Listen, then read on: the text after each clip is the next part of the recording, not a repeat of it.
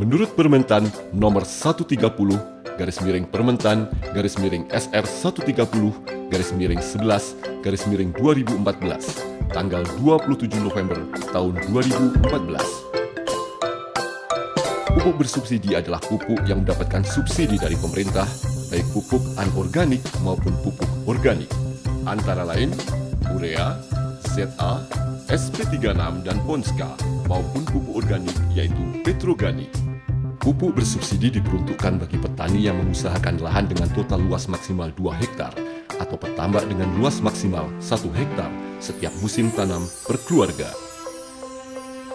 Pupuk bersubsidi tidak diperuntukkan bagi perusahaan tanaman pangan, hortikultura, perkebunan, peternakan, atau perusahaan perikanan budidaya. Pupuk bersubsidi tidak bisa dibeli dengan bebas, sebab untuk mendapatkannya ada beberapa persyaratan yang harus dipenuhi, di mana petani harus tergabung dalam kelompok tani.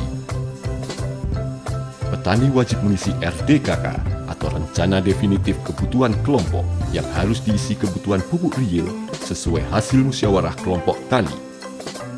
RDKK harus ditandatangani oleh Ketua Kelompok Tani dan disetujui oleh Penyuluh Pertanian.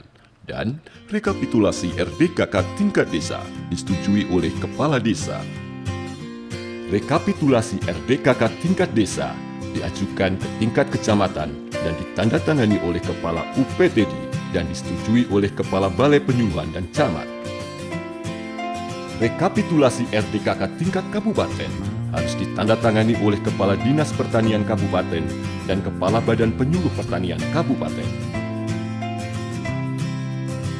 Rekapitulasi RDKK tingkat provinsi harus ditandatangani oleh Kepala Dinas Pertanian Provinsi dan Kepala Badan Penyuluh Pertanian Provinsi. Rekapitulasi RDKK tingkat provinsi dikirim ke Kementerian Pertanian sebagai dasar penyusunan alokasi pupuk subsidi di Indonesia.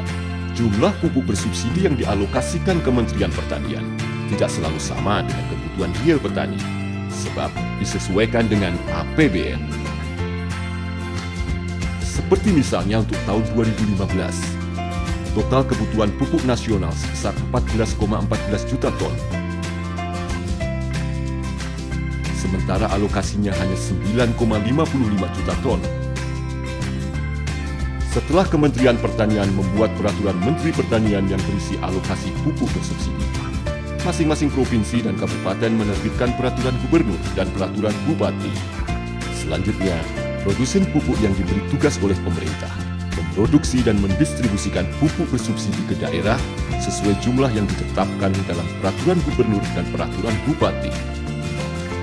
Sebagai akibat dari kebutuhan pupuk bersubsidi yang dialokasikan Kementerian Pertanian yang tidak sesuai dengan kebutuhan petani, tentu saja sering terjadi kekurangan pupuk ketika musim tanam tiba.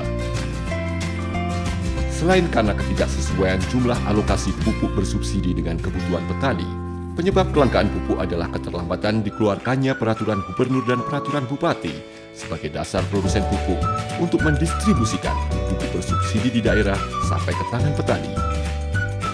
Tapi yang tidak kalah pentingnya adalah petani hendaknya juga melakukan pemupukan berimbang agar pemupukan bisa efektif dan efisien.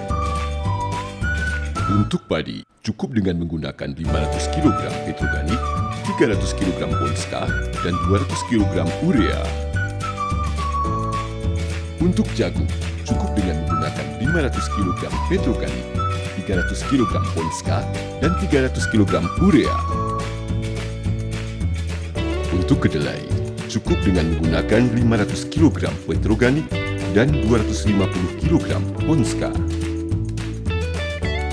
Untuk lebih jelasnya, hubungi Pusat Layanan Pelanggan Petrokimia Gresik di telepon bebas pulsa 0800 163 6363 dan 0800 1888 777 atau SMS di 081 134 4774 dan email konsumen@petrokimiagresik.com.